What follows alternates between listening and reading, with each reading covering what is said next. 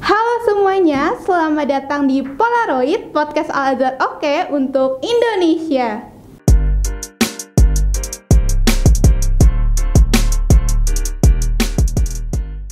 Halo guys, nama aku Nadia. Hari ini kita kedatangan tamu yang luar biasa spesial.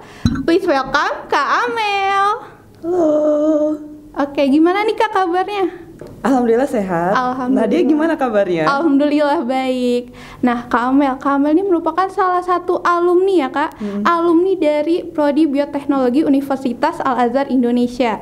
Kak, aku nih kepo banget, aku penasaran soalnya yang pernah aku dengar, Kak Amel nih masuk Universitas Al-Azhar Indonesia karena ikut OSN 2 kali di UAI. Nah, gimana sih Kak cerita dan kisahnya sampai akhirnya Kak Amel mantep nih masuk di Universitas Al-Azhar Indonesia? Jadi sebenarnya bukan OSN 2 kali ya. Waktu itu tuh SMA, itu kan kebetulan ditempatinnya tuh di Al-Azhar. Jadi 2016 ada satu OSN tingkat kota Jakarta Selatan, itu lokasinya di Al-Azhar. Jadi aku ngeliat Al-Azhar pertama kali di situ. Terus abis itu pas di September, masih tahun sama tuh 2016, aku balik lagi ke Al-Azhar itu untuk penelitian.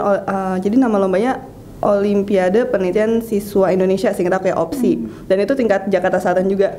Jadi kebayang dong waktu awal aku ikut OSN, aku ngeliat ruang kelasnya, terus waktu penelitian aku dikasih kesempatan untuk ngeliat gimana aula Arif Panigoronya. Oh, berarti satu kali OSN, satu kali penelitian ya Kak. Kalau first impression dari Kak Amel sendiri nih melihat Universitas Al-Azhar Indonesia nih seperti apa? Yang pasti strategis ya wilayahnya ya. Iya, kayak benar banget. Kalau naik mobil atau motor itu kan udah otomatis gampang ya. Tapi kalau misalnya berangkat sendiri atau misalnya nggak ada kendaraan pribadi, itu mudah aksesnya dari Transjakarta. Terus abis itu juga kalau belakangan ini kan MRT ya. Jadi kayak udah strategis lokasinya. Terus abis itu ngeliat gedungnya tuh modern gitu. Karena kan emang univ baru ya, nggak maksudnya bukan yang lama-lama yang tahun 19-an, enggak. Jadi kayak modern. Berarti buat akses sendiri dan gedung dari Universitas Al-Azhar Indonesia yang modern nih. Kalau dari bioteknologinya Kak, kenapa sih akhirnya Kak Amel nih mau di bioteknologi, atau emang sebelumnya Kak Amel memiliki ketertarikan sama biologi atau gimana nih Kak? Jadi waktu itu ibu aku kan udah terpukau sama gedungnya, bilang kayak, Mel ini bagus juga univ modern gedungnya gitu kan, boleh juga gitu. Terus abis itu kalau secara spesifik kenapa akhirnya aku milih ke Al-Azhar ya biologinya, karena di sini tuh bioteknologi kan, udah langsung konsentrasi ke bioteknologi. Dan memang waktu SMA itu aku tuh tertarik sama genetika. Wow. Ya kan? Genetika sama bioteknologi berkaitan kan. Jadi maksudnya ketika masa SMA, oh genetik kemana nih arahnya, pasti ke bioteknologi kan. Dan kalau misalnya mencari di universitas lain tuh biasanya mereka tuh kayak ke konservasi. Kalau yang kayak spesifik bioteknologi tuh kayak kurang dapet infonya, dapetnya di Al-Azhar. Berarti karena emang dari Al-Azhar sendiri udah fokus di bioteknologinya ya Kak Amel. Oke, Kak Amel, aku pernah baca nih kalau misalkan Kak Amel ini pernah belajar biologi di Universitas Daugavpils Latvia di Eropa. Wah, di Eropa nih, gimana sih Kak ceritanya bisa sampai Eropa? Kalau sekarang kan ada ini ya, Merdeka Belajar Kampus Merdeka. Salah satu programnya itu Indonesian International Student Mobility Awards yang ISMA. Dan itu waktu awal-awal pembukaan aku berangkatnya yang gelombang pertama gitu, Nat. Jadi itu kejadiannya kan kita tuh lagi libur lebaran sebenarnya. Terus kayak dapet info dadakan, cuman dibukanya 2 minggu. Itu aku berjuang sih untuk bisa, maksudnya mengurus berkas ISMA ya, sebelum lanjutnya ada seleksi lagi. Tapi di situ aku mudah banget dapet surat rekomendasi rektor, padahal itu kita lagi libur lebaran, Nat. Oh, lagi lebaran padahal ya Kak? Libur lebaran. Untuk hubungin rektor loh ya. Kalau dosen kan bisa lah ya, kita punya nomornya. Jadi aku juga di situ ke pembimbing akademik aku konsultasi, Pak, ini ada bukaan ISMA. Terus habis itu ada daftar universitasnya, daftar mata kuliah yang bisa aku ambil. Itu aku konsultasi ke pembimbing akademik aku. Terus akhirnya dapetlah, karena kan pembimbing akademik aku tuh lulusan dari Jerman, Eropa kan. Beliau bilang kayak, udah ambil aja yang ke Eropa juga, kamu pelajarin gimana sih budaya belajar di Eropa. Dan akhirnya dapetlah ke Daugavpils, karena dari seluruh pilihan univ itu yang memang menyediakan mata kuliah biologi itu cuman yang di Eropa, yang di Latvia itu, sama di Malaysia. Jadi kayak ya udah nggak perlu pikir kan sebenarnya, lebih ke ya udah Doga Fields. Berarti itu cuma selang waktu selama 2 minggu ya Kak? Dan juga dibantu sama Universitas Al-Azhar Indonesia sendiri. Berarti emang fasilitas dari Universitas Al-Azhar Indonesia sendiri ini membantu kalau untuk mahasiswanya ingin kuliah di luar negeri. Kalau untuk keterampilan Kak, mungkin keterampilan apa yang Kakak dapetin nih selama Kakak kuliah di Prodi Biologi sehingga Kakak bisa mendapat beasiswa IISMA tadi ya Kak ya? Yang pastinya untuk ikut IISMA itu kan kompetitif ya. Kita dilihat dari IPK dan juga kemampuan bahasa Inggris. Jadi dari IPK sendiri memang di IISMA itu waktu itu minimal IPK-nya 3. Tapi aku IPK-nya itu 3,95 waktu aku daftar IISMA. Jadi kan kebayang aku memang selama di Prodi Biologi aku juga mempertahankan IPK. Dari pelajaran-pelajaran di kelas aku melakukan yang terbaik dengan tugas, UTS, UAS hingga akhirnya bisa IPK tinggi gitu. Berarti dari IP Kamil 3,96. Wah, itu bukan tinggi lagi Kak, itu tinggi-tinggi banget. Mungkin ada tips nih dari Kak Amel bisa mempertahankan IPK 3,96 atau mungkin harus belajar terus atau mungkin mepet-mepet dosennya atau gimana nih Kak? Kalau misalnya itu gimana ya? Itu lebih kayak harus ke diri sendiri sih. Jadi benar. Aku tuh ngerasa kalau misalnya tugas itu sebenarnya selama kita kerjain kita nggak akan dapat nilai 0 kan. Pasti kita paling jelek dapat lah nilai gitu kan meskipun kecil gitu. Jadi kalau misalnya di biologi ini kan kita banyak ya laporan praktikum. Kuncinya adalah ya udah dikerjain gitu. Kalau misalnya pasti udah sering ya dibilang jangan deadliners gitu. Tapi kalaupun deadliners ya tetap dikerjain gitu loh. Harus tahu diri kita sendiri, harus tahu berapa lama nih kira-kira akan ngerjain tugas ini. Jadi kita bisa menyesuaikan jadwal kita, menyesuaikan waktu kita. Kayak kalaupun mau deadliners harus tahu jangan ngerjain hamin 1 jam gitu. Kan tahu kira-kira lama ngerjain tugas ini berapa gitu.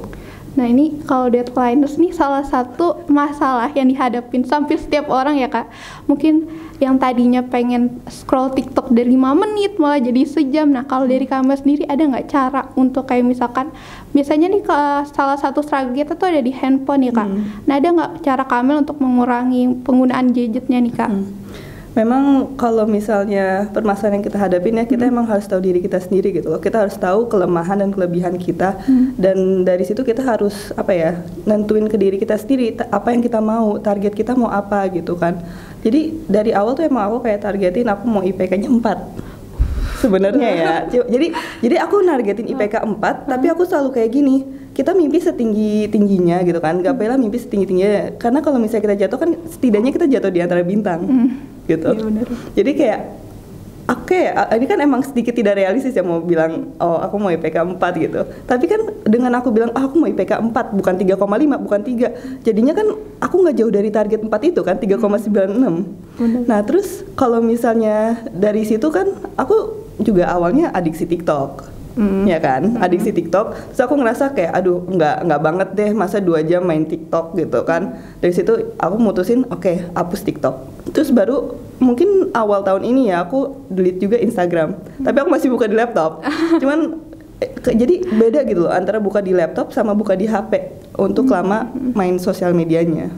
Oke, berarti emang harus ada pembatasan dari diri kita sendiri ya dan motivasi pastinya. Kak Kamel, kalau misalkan nih selama Kak Amel di Universitas Doga Fields di Eropa ini sama di Biologi Universitas Al-Azhar Indonesia sendiri, ada nggak sih Kak perbedaan dari sistem belajar atau teknologinya yang Kak Amel rasakan? Seru banget sih ya pergi ke Doga Fields. Jadi maksudnya gini, ketika aku pergi ke Doga Fields kan yang aku bilang kan, aku mempelajari bagaimana sih kultur belajar di Eropa itu dan aku bisa kayak menilai apakah aku mau melanjutkan studi aku untuk S2 ataupun S3 ke Eropa. Dan ketika aku di Doga Fields sama kayak yang di Indonesia, kayak kita akan kuliah ke lapangan karena kita biologi kan, kita perlu yang namanya ke lapangan untuk ngambil data gitu. Jadi diajarin secara langsung bagaimana di lapangan. Ya, jadi itu di Al-Azhar kayak gitu guys. Kalau misalnya di biologi itu kita ke lapangan, tergantung mata kuliahnya kita akan ke lapangan. Terus abis itu secara di kelas ya buat aku tuh sama. Di Doga Fields ataupun kayak di Al-Azhar, dosen-dosennya tuh neranginnya tuh ya sama pakai PPT gitu. Dan aku tuh ngerasa kayak mungkin sama kesamaan ini itu tuh gara-gara ya di biologi itu kan juga dosen-dosennya itu lulusan dari luar negeri ya. Pembimbing akademik aku lulusan Jerman. Terus kayak kaprodi aku juga dari Australia. Terus ada nih sekarang dosen juga masih ada proyek penelitian di Turki tapi dia lulusan dari Jepang. Jadi kayak nggak jauh beda. Aku ngerasanya ya nggak jauh beda gitu. Paling kalau misalnya ditanyain beda ya pasti itu kayak dari teknologinya. Tapi ini nggak permasalahan di swasta. Temen aku yang kayak sesama awardee ISMA itu kan dari negeri ya. Dia bilang kayak ya sama teknologi yang ada di lab ini itu juga nggak ada di labnya dia gitu. Jadi ya Eropa advance lah untuk masalah di labnya gitu, alat-alatnya. Oke, berarti ini salah satu alasan. Pantesan kan aku tuh sering bertanya-tanya nih kenapa sih mahasiswa-mahasiswi dari prodi biologi ini keren-keren semua. Jadi emang dari dosennya juga udah lulusan luar negeri dan menurun ke mahasiswanya seperti Kak Amel ini contohnya. Kalau tadi dijelasin nih dari Kak Amel kalau misalkan sering turun lapang, itu apa sih Kak yang bisa dilakuin dari bioteknologi ini kalau turun lapang? Apakah bertemu masyarakat langsung atau memberi edukasi atau penelitian seperti itu? Pertanyaan bagus banget Nat. Jadi ya kalau kita kan tridharma ya pasti ada yang pengabdian terus habis itu ada dosen yang penelitian kan. Jadi kalau misalnya pengabdian pastinya kita bakti sosial ke masyarakat, kita turun ke masyarakat tertentu dan itu biasanya kita lewat himpunan kita di biologi, Himabio, himpunan mahasiswa biologi kan. Nah kalau misalnya untuk turun lapangan selain yang di pengabdian masyarakat itu maksudnya adalah kita di mata kuliah tersebut. Jadi kalau misalnya yang nggak berhubungan sama masyarakat, kita emang murni ilmu yang di biologi ya, itu ada beberapa mata kuliah seperti misalnya ada mata kuliah entomologi, itu kan mengenai serangga. Kita tuh akan ya dia berubah-berubah sih, kadang dibawanya ke pulau, kadang dibawanya ke gunung, itu akan mempelajari serangga gitu. Bagaimana metode penangkapan serangga, karena kan untuk kayak mempelajari serangga kan, entomologi itu ilmu serangga. Nah tapi ada juga invertebrata. Invertebrata itu adalah hewan tidak bertulang belakang, jadi itu pasti ke pulau gitu. Kita lihat-lihat ada invertebrata apa, ada bintang laut apa gitu. Itu kita pelajarin dan itu biasanya terakhir itu digabung sama mata kuliah sistematika tumbuhan tingkat rendah. Jadi itu kan kayak ada kayak rumput laut. Itu kayak kita belajar gimana cara preservasi. Jadi ada juga ya pokoknya banyak sih kayak pengetahuan lingkungan. Terus atau enggak kalau nggak pengetahuan lingkungan, ekologi itu kan kayak bagaimana sebenarnya dekat ke alam kan. Itu kita juga kemarin banget kita naik gunung ke Kawah Ratu. Sampai naik gunung. Iya. Berarti emang dari prodi bioteknologi ini tuh nggak hanya belajar di kelas atau di lab aja ya Kak, kita turun langsung bahkan tadi sampai ekosistem laut, sampai ke gunung untuk meneliti dan juga kenal masyarakat pastinya ya Kak.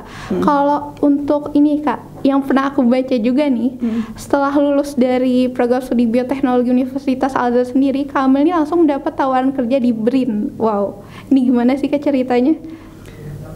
Aku perbaiki dikit ya. Jadi lebih tepatnya tuh aku dapat tawaran kerja di proyek kolaborasi yang terlibatnya termasuk BRIN. Jadi aku nggak kerja dengan BRIN-nya tapi di proyeknya itu. Nah, proyek ini tuh dia kolaborasi antara UK dan Indonesia. Jadi dari UK itu yang terlibat ada Manchester University sama Manchester Metropolitan University. Kalau di Indonesia itu yang terlibat tuh Universitas Indonesia baru sama BRIN gitu. Nah, kalau waktu itu ceritanya karena kan ini kan proyek kolaborasi ya, dia itu memang di proyek ini sendiri mereka tuh punya capaian untuk pengembangan kapasitas seseorang gitu loh. Jadi nggak cuman yang masih pemula tapi yang juga udah berpengalaman itu kayak diajarin ditingkatkan kapasitasnya sebagaimana riset di UK gitu. Dan kalau misalnya aku sendiri karena kan aku ngolah data ya, ngolah angka-angka. Nah di sini mereka tuh memang carinya yang masih pemula gitu loh untuk diajarin gitu. Dan karena sejarah penelitian aku itu ya, karena aku mainnya waktu itu udah sama SPSS di proyek ini kita mainnya sama Stata. Jadi sesama sesama aplikasi statistik, cuman ya beda mekanisme gitu lah, beda aplikasi. Makanya ya udah ditawarin terus. Itu kan awalnya kan diuji coba dulu ya 3 bulan, apakah aku bisa belajar dengan cepat, apakah aku juga cocok dengan yang bertanggung jawab terhadap yang ngolah data ini. Terus ya setelah 3 bulan emang aku belajar cepat, dari penanggung jawabnya juga ngerasa cocok dengan aku, makanya aku lanjut terus sampai sekarang ini. Wow, keren banget. Oke, boleh nih mungkin kesan Kak Amel selama kuliah di Bioteknologi Universitas Al-Azhar Indonesia ini gimana sih Kak? Kalau kesannya ya dosennya sangat suportif ya. Suportif dan ilmu mereka tidak diragukan lagi ya, lulusan luar negeri. Dan kesannya itu, kenapa aku bilang suportif? Aku nggak akan pernah lupain ketika pembimbing akademik aku tuh ngomong gini, semua itu bisa dibicarakan. Kenapa aku ngomong gitu? Kan kita tadi ngomongin ya deadline. Tapi bukan berarti deadline itu saklek gitu loh. Dan Martin, ketika memang dari diri kita ada masalah, entah kita ada sakit atau sedang kena musibah, kita tuh bisa ngomong ke dosennya, bilang, maaf Pak, Bu, boleh nggak ya nih deadline-nya saya buat khusus saya gitu kan, diundur gitu loh. Karena misalnya sakit atau misalnya ada musibah apa. Aku waktu itu kita kan tahun lalu kita vaksin nih semua ya, vaksin COVID-19 kan. Nah itu aku habis vaksin, aku tuh demam, ya itu semuanya ya demam kan, reaksi tubuhnya. Dan itu aku ada deadline dan aku langsung kayak, Ibu boleh nggak ya minta diundur. Terus aku cuma ngirim termometer dengan suhu panas gitu. Terus itu di ACC dibolehin gitu, karena kan ada alasannya. Dan dari situ kan bener semua bisa dibicarakan. Berarti penting banget komunikasi ya kayak supaya nggak jadi selisih paham juga antara dosen sama mahasiswanya. Dan alhamdulillah dosen-dosen dari Universitas Al-Azhar Indonesia ini juga sangat mendengarkan mahasiswanya pastinya. Nah terakhir nih Kamel, mungkin pesan untuk penonton di rumah yang saat ini mau kuliah atau juga mau kuliah di bioteknologi atau untuk generasi-generasi muda nih. Oke. Jadi kalau misalnya pesan, UAI khususnya prodi biologi itu bisa jadi cocok untuk kamu karena kualitas dosennya tidak diragukan lagi, terus fasilitas kampusnya juga sudah modern, dan kalau misalnya kamu senang berlomba, berkegiatan, universitas sangat mendukung.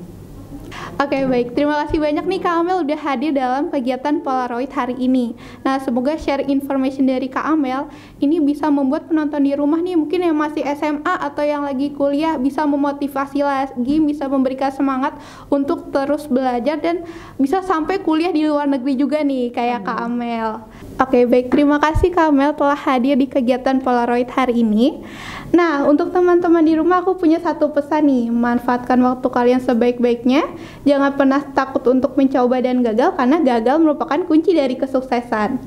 Nah, buat teman-teman di rumah, saat ini Universitas Al-Azhar Indonesia sedang membuka gelombang 4 pendaftaran nih sampai dengan 31 Agustus 2023. Jadi buat teman-teman bisa juga kepoin sosial media kami, ada di Instagram @Universitas Al-Azhar Indonesia dan @daftar_UAI, dan ada di website penerimaannya di penerimaan.uai.ac.id. Dan jangan lupa juga teman-teman untuk like, komen, dan subscribe nih YouTube channel Daftar UAI. Dan nantikan terus Polaroid episode selanjutnya karena kita akan menghadirkan narasumber-narasumber yang sangat memotivasi dan inovatif pastinya setiap segmennya. Oke guys, sampai jumpa di Polaroid selanjutnya. UAI selalu di hati. Assalamualaikum, dadah.